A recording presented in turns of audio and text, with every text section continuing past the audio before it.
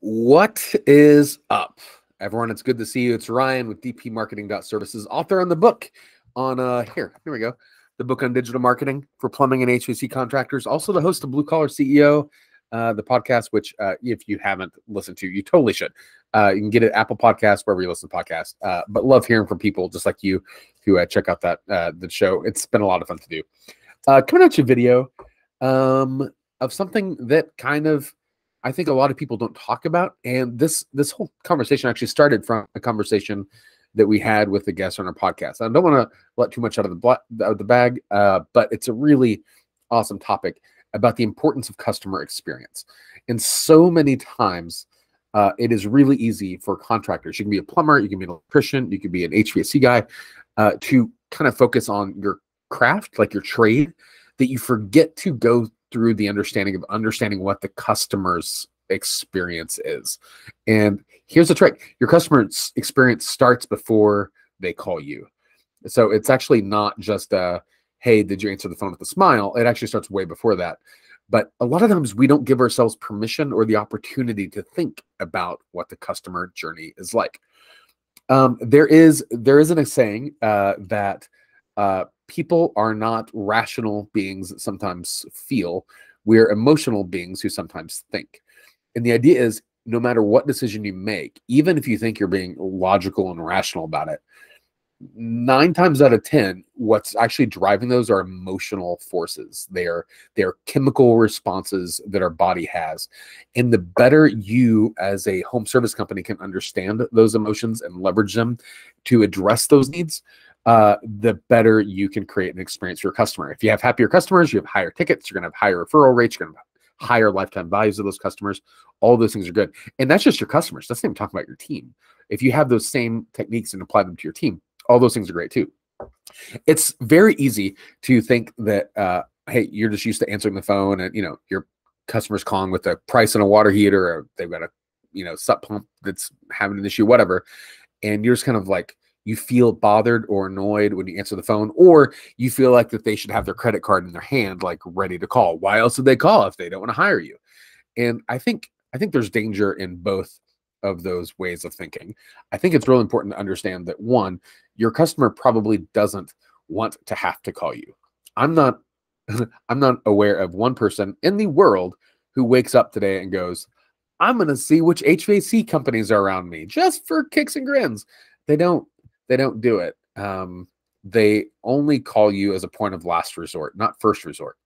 And that's totally fine, right? There's nothing wrong with that. It just means that because the customer didn't expect to stand in a cold shower or walk into a flooded basement or have their house burning in the middle of summer, whatever their problem is, they're probably not in a great emotional spot. If they're a woman, they're probably also going to feel a little bit anxious and a lot of anxiety because just like the old stereotypes about going to a car mechanic, like there's fear that they might be like financially taken advantage over because they might not be as technically competent to know if a mechanic is trying to pull one over them or not. So trust is going to be really low for your team. But the other part is a lot of people overlook this part too. If a guy is calling you, a lot of times a guy's ego is surprisingly fragile. I know, shocker. But a guy can call and feel embarrassed that he doesn't know how to fix something. Hell, me, I'm not the handiest person in the world. And I had to call a friend of mine who's a plumber a couple months ago about something really simple under our kitchen sink.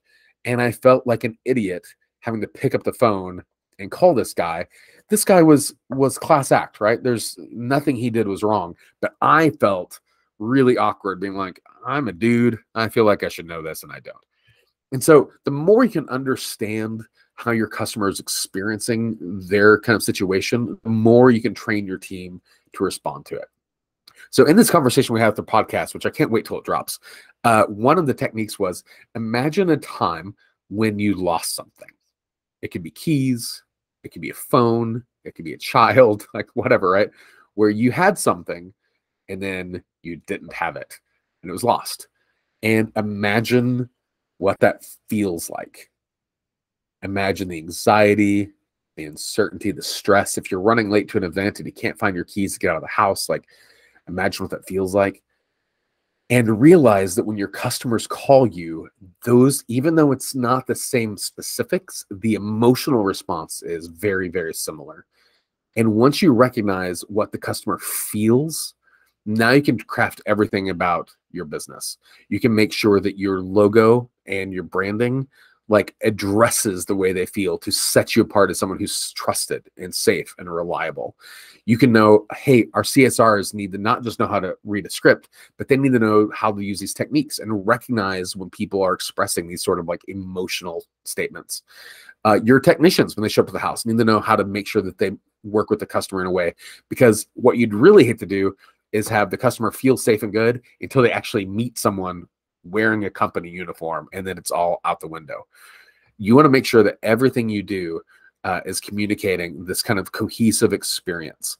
And when the companies who can do that are going to stand a much better chance of dominating whatever market and whatever industry that they're in, regardless of the competitors.